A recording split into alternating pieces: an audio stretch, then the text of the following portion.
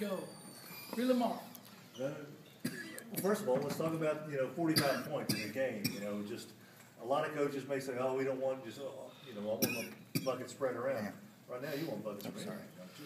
Of course, we want the bucket spread around. We're a much better team with a well-balanced attack. But Keela Shelton was amazing at that point, and as a coach, you try to continue to put her in positions to be successful and allow that ball to be in her hands in order for her to score or to get someone else involved. But there wasn't anyone at that particular time able to defend her because of her mentality. It was her approach to when the ball was in her hand, what she was going to do. She was always shot ready.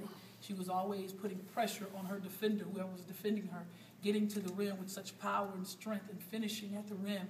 And then sometimes finding open players. And she made shots from many, many different areas.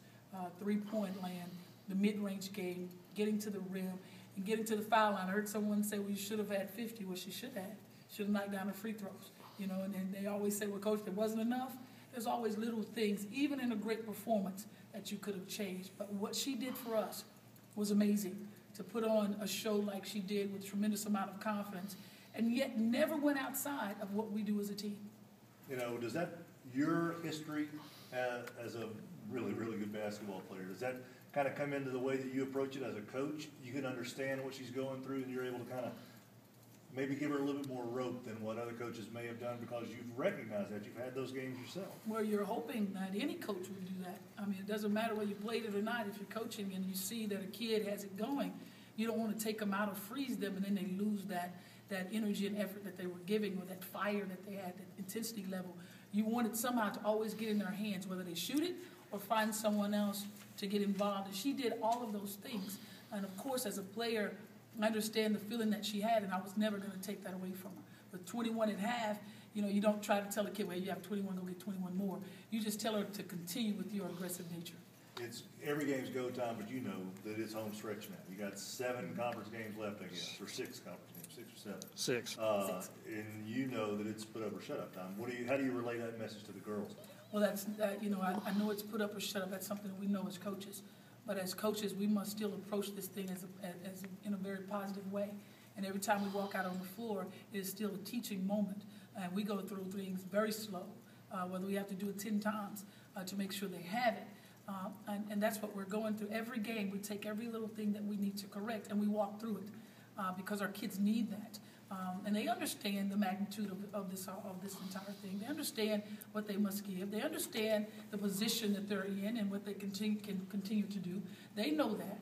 It's the effort and the energy that must remain all the time. It's not a sometimey thing, or you can't just walk out on someone's floor and win. You must perform the game.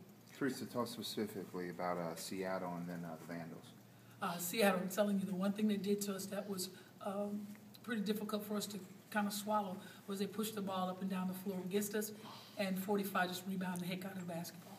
Rebound the heck out of it. They got so many second chance opportunities. We must box out. We must defend, and we must box out.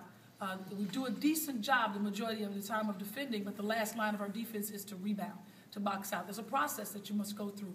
So that's the one thing that we want to do a little bit different, is make sure that our transition defense is great, we're communicating great defensively, and we box out. How do you remain patient with your team with all the things you want them to fix, but all the things they do well? So how do you remain patient through that process? I love them. I love them. I love what I do. If you're not in this for a challenge, you don't need to be in it. We're going to go through bumps and bruises. These kids work. They hurt too. We walk into practice yesterday, and I walk in the center court, and I see 2 kids in the middle of practice breaking down, crying, because they want to be great. They don't want these things to happen to them. They want to turn things around, but people don't see that. They don't know what these kids go through. They don't know how hurt they are. But people tend to say things that are very hurtful. And you forget they are children. They are kids. They are learning. And I had to see that yesterday, to see my kids go down. What they need to know first and foremost is that they're loved. No matter what, that ball doesn't change the love that you have for these kids, because a lot of kids go through a lot of things.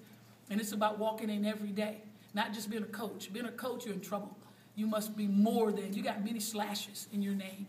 And you must be willing to be every slash there is in that name. But most important, to walk out every day, to teach them and let them know that it is all possible, that you can change. It is correctable, but you have to come in with a different approach as well, and it has to be positive. Are the challenges greater on these kids than they were for you when you were here, Spoon? Well, it's different. I mean, you talk about yourself. It's something I don't do. I don't talk about myself. I approach this game at a very young age.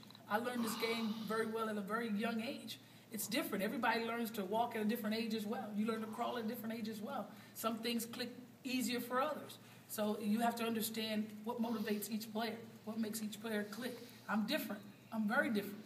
But I don't say, well, this is what I would have done, or this is how I would have done it. I don't do that. I teach them why I did it the way I did it. Not using my name in any way. It doesn't work like that. It works at showing them what they can do and how they can be the best at what they do. Guys, we got time for one more question, then we're going to let her go. Could you assess Lulu's performance stepping in as a starter as a true freshman? And then she's had her ebbs and flows, but it seems like she's something's clicked for her here recently. Well, that happens. That happens. You know, you're walking into a total different level of basketball, and you've been a star all your life, and you can score at will. And you have to understand the other team, they scout you as well, and they see that you can shoot the basketball, so they try to take away what you do best. But the greatest thing about Lulu Perry is she's very confident in her abilities. Very, very confident in her abilities, and no one can ever make her feel any differently. Never once did she lose a bit of confidence about herself. But the greatest thing is she's learned to be a great defender. She wants to guard the best offensive player. And when you have a great offensive player willing to go down and play defense and guard the best offensive player, you're gaining a great player. And that's where she's becoming. She's becoming that great player. And believe it or not, she has a major voice as a freshman. Her voice is very powerful, and she's a great leader.